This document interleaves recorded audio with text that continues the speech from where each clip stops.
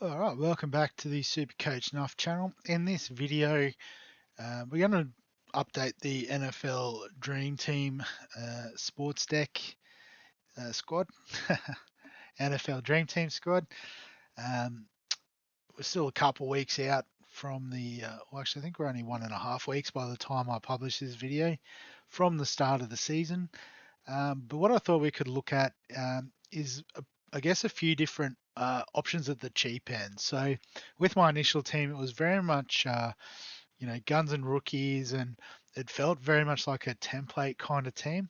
So I wanted to throw a few different names out there, and I wasn't going to really focus too much on the heavy hitters that you can see here. Obviously, if you want to load up Josh Allen and Jalen Hurts as your two QBs, lock them in for the season, great idea, can highly recommend it. But I guess obviously then that chews up 50 mil of your budget. And there is a couple of, cheap options that will, generate a lot of cash quickly. And then, you should be able to quickly enough flip to, one or the other, depending on who you've got. Obviously, your McCaffreys, your Tyreek Hills are going to be very popular. And even, you sort of step down a level. A lot of quarterbacks here, but like obviously people know the likes of Amon-Ra St. Brown, Justin Jefferson, try and find running back Devon Achane, Kamara. So I guess those cheaper options that might be a bit less familiar to people, because I guess they're the ones that'll make us a lot of team value, and then we can obviously buy more of the heavy hitters. But just also, might help you get that edge on the opposition where, we don't want everyone with the same team because that's super boring. So I'm going to bring up my watch list. I've plugged them all on there, and we'll just go by position probably will be best. So starting at quarterback, so I guess from my initial team, and you can see they're still in there, I guess the two most popular cheap options I would have thought, Caleb Williams and Jaden Daniels. So Caleb Williams was obviously the number one overall draft pick going to the Chicago Bears. It's been hyped up for a while. And then the Bears have been quite aggressive in making sure he's got a lot of offensive weapons around him. So they've brought in Keenan Allen. They already had DJ Moore. And then Rome Odunze, another rookie that they've brought in at wide receiver. They've got DeAndre Swift, who is probably one of the best known pass catching running backs, also there, and a couple of decent tight ends also. So, I think he's got plenty of opportunity to show what he's about. Out of all the rookies, he's an out-on starter, and like I said, he's probably got that strongest offense around him to really help him shine.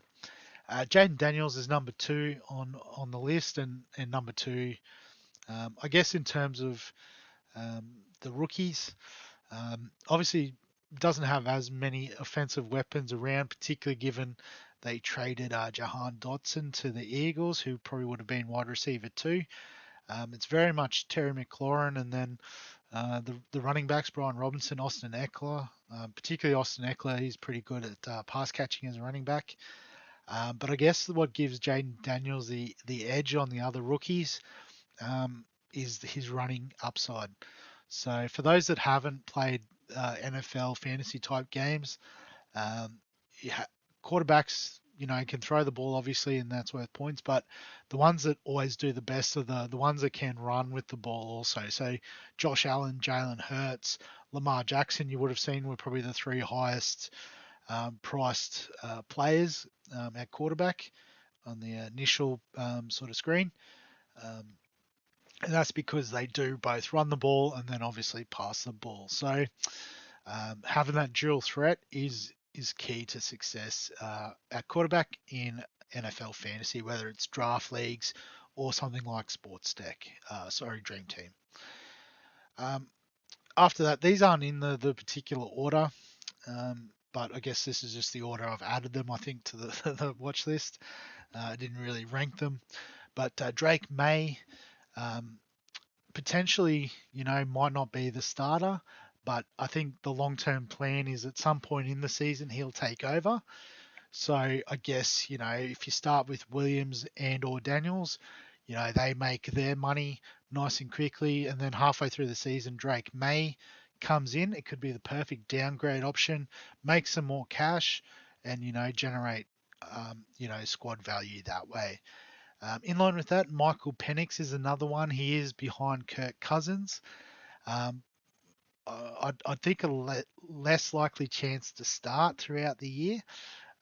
He might take a full season to sort of learn and get into the system, but definitely one to keep an eye on if Cousins does go down or they sort of start slow and then just decide to give him some time in the back end of the season.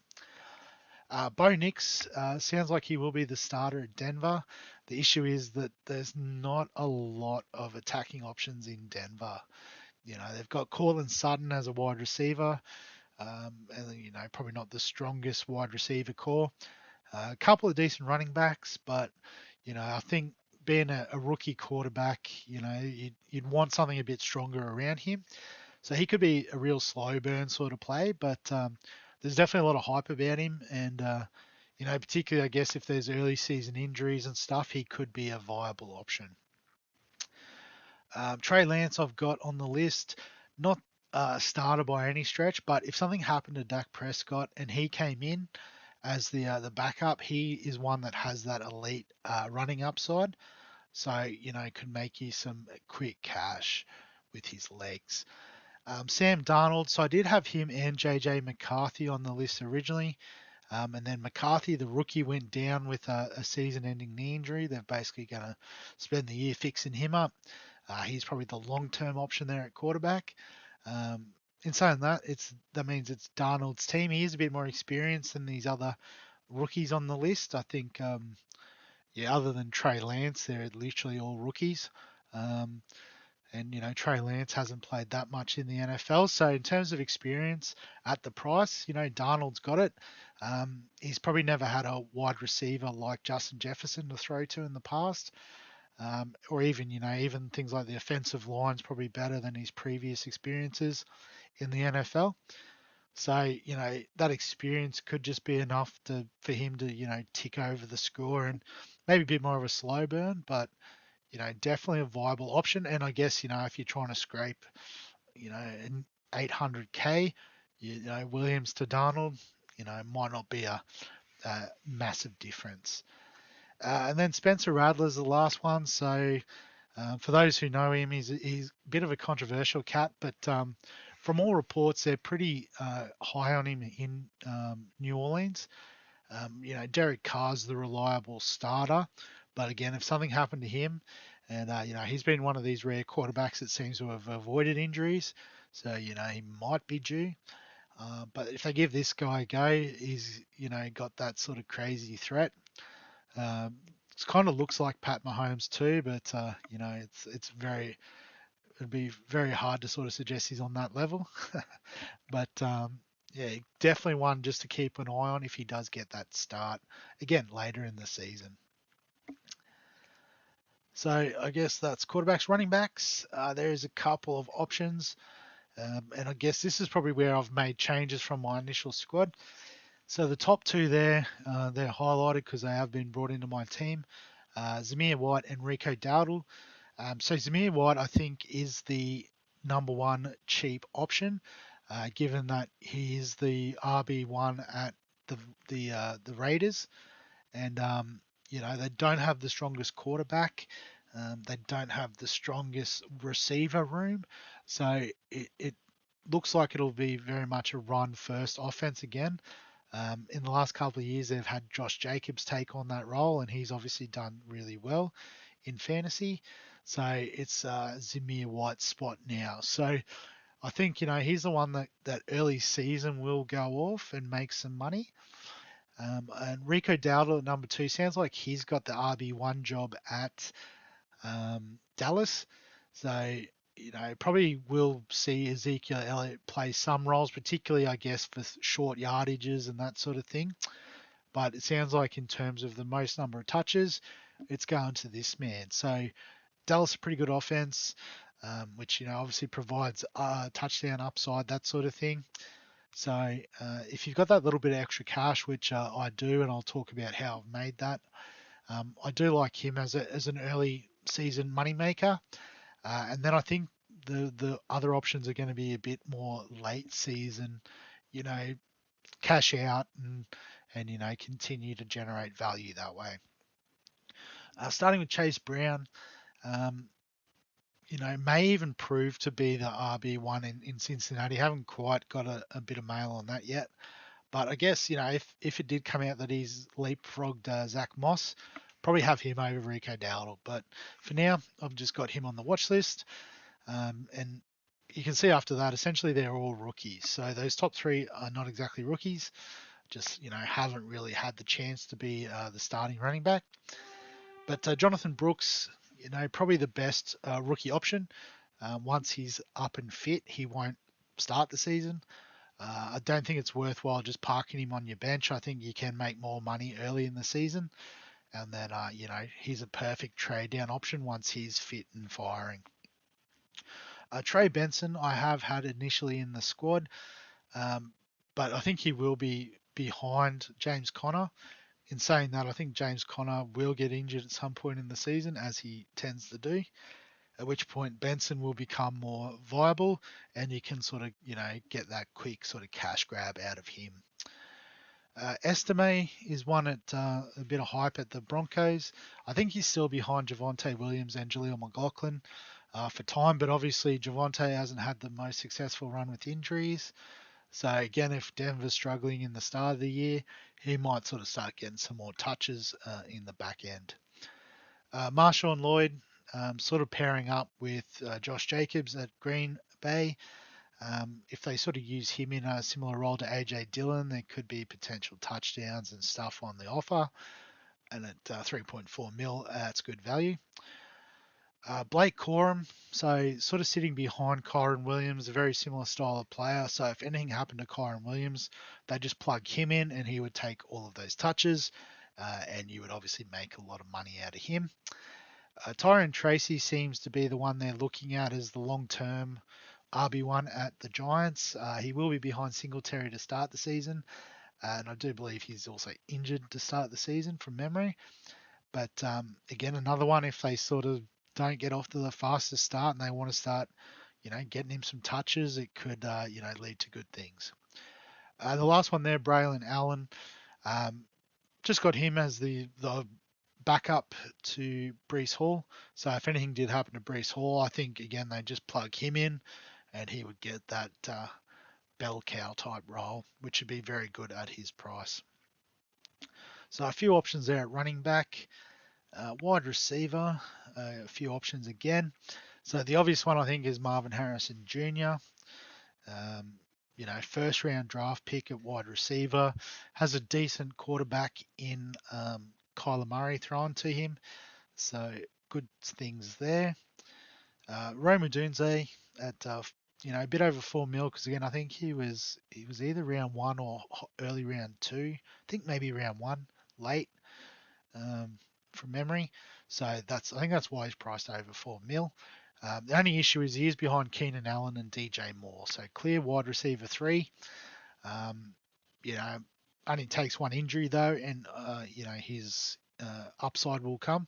So definitely one to keep an eye on. Brian Thomas Jr. Sounds like he's in the conversation for at least wide receiver 2. I've even heard maybe wide receiver 1 with Christian Kirk sort of in that slot role. So you'd imagine Kirk could play outside if they were only in the 2 wide receiver sets. But, Brian Thomas is a good chance of taking up a more permanent spot there, in which case, obviously, there's value. Ricky Pearsall I've included. It is dependent on the Brandon Ayuk trade. From what I've heard, I don't think the trade's official yet.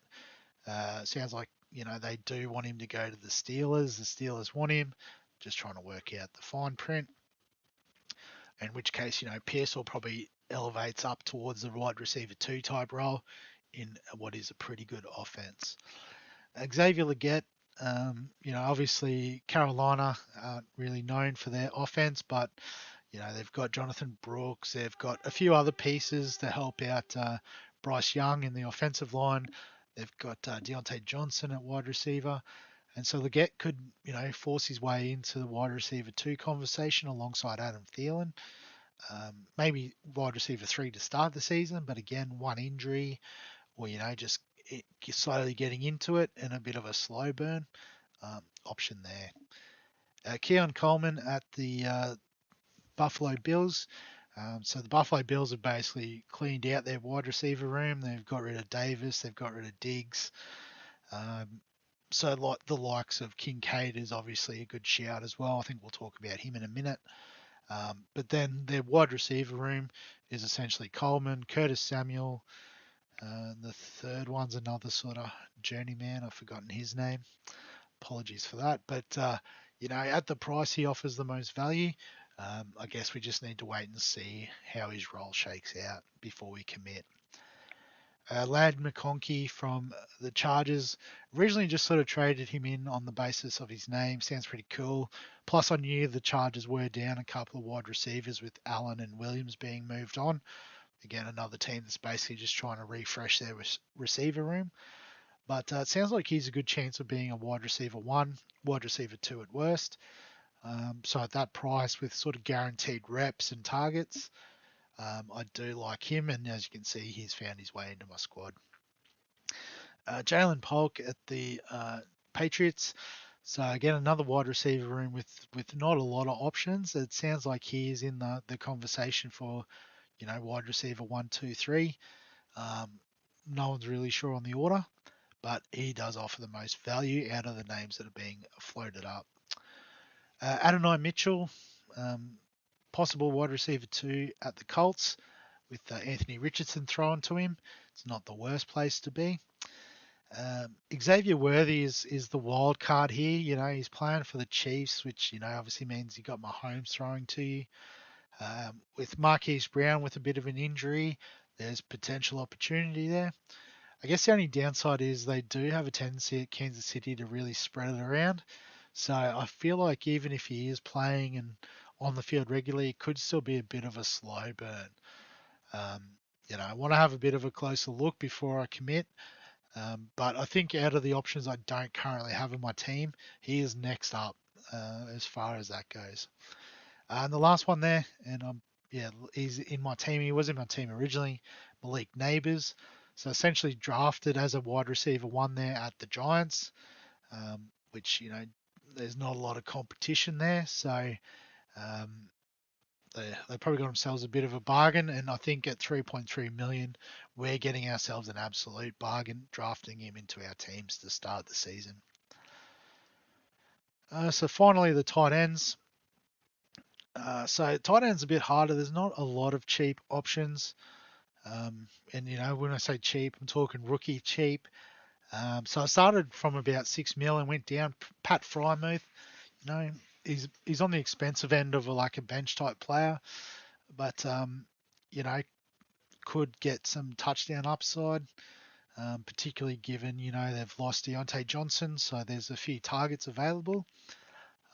Although the word on the street is that Pittsburgh's going to a bit more of a run-based offense. But I think, if you got the money and you want sort of secure option at your tight end 3, Pat Frymouth is there. Michael Mayer I've included as well from the Raiders. So I've got Brock Bowers there. What it sounds like is Mayer is actually the tight end 1. But that is, of course, assuming that they go with the more the run-heavy offense at the Raiders. So he'll do a lot more blocking. Whereas I think Bowers is a bit more of a pass-catching tight end. So, if you see Bowers on the field, you probably still also see Meyer on the field. But I think Bowers will get the targets over Meyer, but he's still an option that can receive the ball. An interesting one that's sort of been floated up recently, and I may even go away from my man Brock Bowers, but Noah, as my headset decides to give up. Noah Fant from the Seahawks. So it sounds like they had a few sort of options and were passing it around a bit, but the other options have since left. Basically leaving Noah Fant as the standout tight end 1. So, at his price, if he's getting a share of targets, I think it could be good value. But they do have three good wide receivers there in Metcalf, Tyler Lockett, and JSN. So, I don't know how much target share he gets, but, could offer some value. Mike Gesicki I threw on there as a bit of an experienced tight end. He's moved to Cincinnati. Um, so, could do a job at the price, but again, I'm not too confident on that.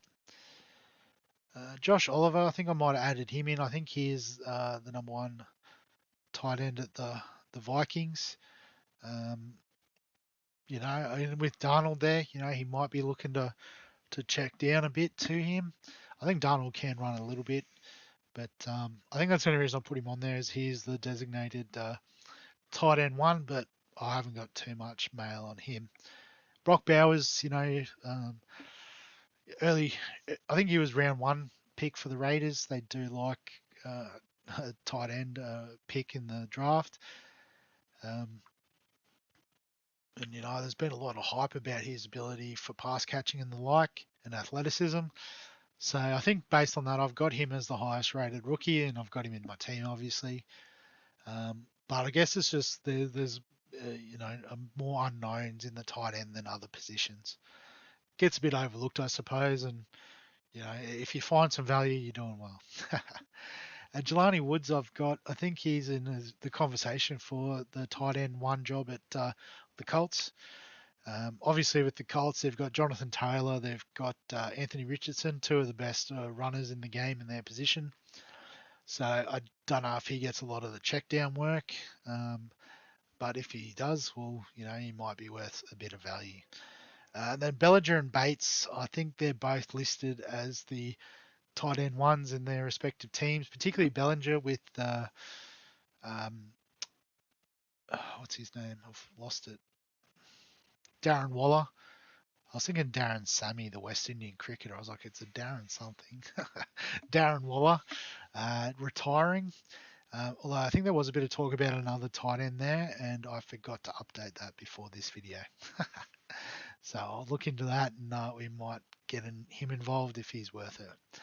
And then John Bates, sort of similar to the Oliver situation,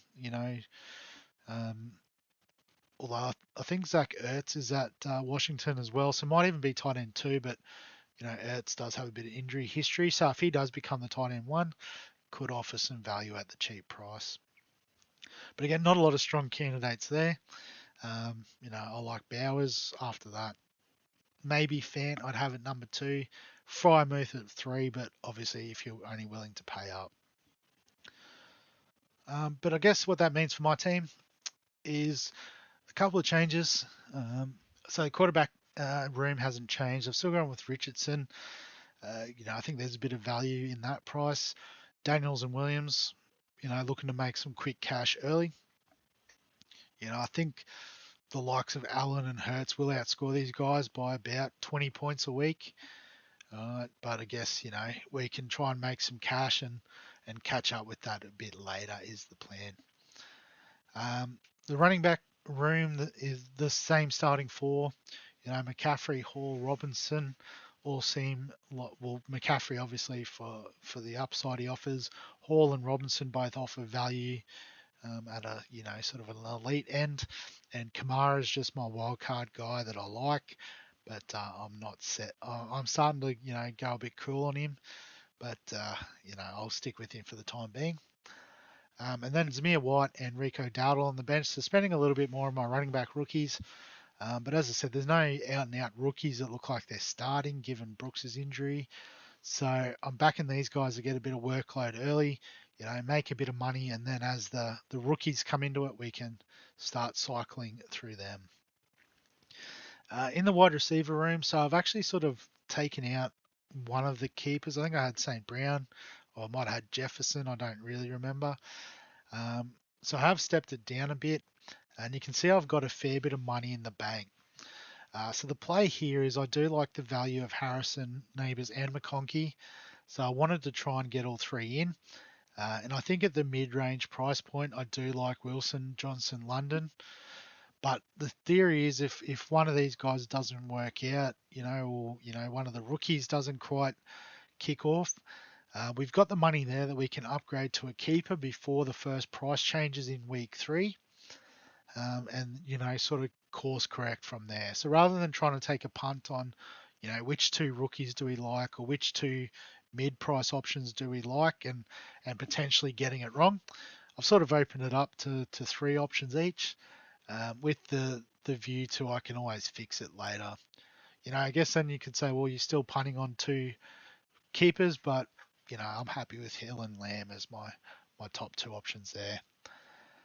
And then with my other picks, essentially the plan is to try and not use any trades in this bottom half. So I did have a couple of the cheaper options in Kincaid and Kyle Pitts, who I both do like as mid-price options in the tight end position. But I'm thinking, well, if I want to save trades, really I think I can lock the 2 big hitters in. They'll just keep chipping away, they'll have their spike games and stuff, and that's all good. And obviously I've got the money, as you can see, still a lot of salary in the bank, but and their buys work well, so I'll always have 2 available, obviously outside of injuries. So yeah, not planning on using any trades in this space except for injuries.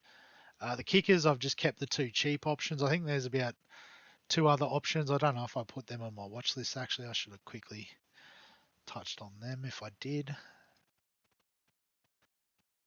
Watch list. No, I didn't do it. I'll see if I can identify them by name. I think Rijkaard at Minnesota was one. I don't know. I could go through the teams. What's his min?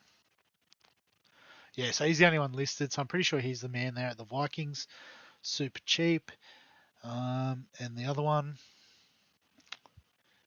is...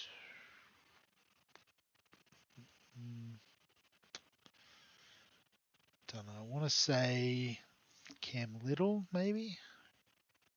Yeah, Cam Little at the Jags. So, I guess when you look at those teams, though, I think out of them, hang on, what happened there? Oh, it's because I searched the team, didn't I? Yes, I guess if you look at those cheap options from those teams, I think out of all of them, I think Detroit's clearing away, the number 1 offense, so which means more opportunities for the Bates to kick field goals and penalty conversions. And then after that, I've probably got the Rams just ahead of the Vikings, given they got Darnold at quarterback, and then or Cam Little as well. I think Stafford throwing to Nakua, Cup, that sort of thing is a pretty nice place to be. So Kyron Williams obviously as well there. So yeah, so I like those 2 offenses, so I'm locking them in.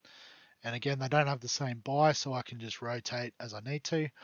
And Kansas City defense, I think, out of all the more expensive options, they, offer it's probably not the highest upside, but definitely, a nice base. And Washington's super cheap, so the week that Kansas City doesn't play, I'll put Washington in and just hope for the best. That's the plan with the defense. So that's the updated team. I guess should give the league a bit of a plug. So that's game day. So at the time of recording, got 15 players out of 20. Obviously, if we get 20, that's great. If we have to just cap it at 16, well, so be it. But there is still opportunity to join in. So if you jump on to Sports Deck, go to NFL Dream Team, put together your team, then you go to the leagues and just plug in the code 913300. Alternatively, I'll give you this link in the description. Copy that now in case it's not already there, but it definitely should be. And put that in for you guys, so you can just click it and you're in. And yeah, so we'll wrap the video up there. So if you've got any questions, comments, thoughts about the team or your team or what's going on with NFL, let me know in the in the comment section below this video.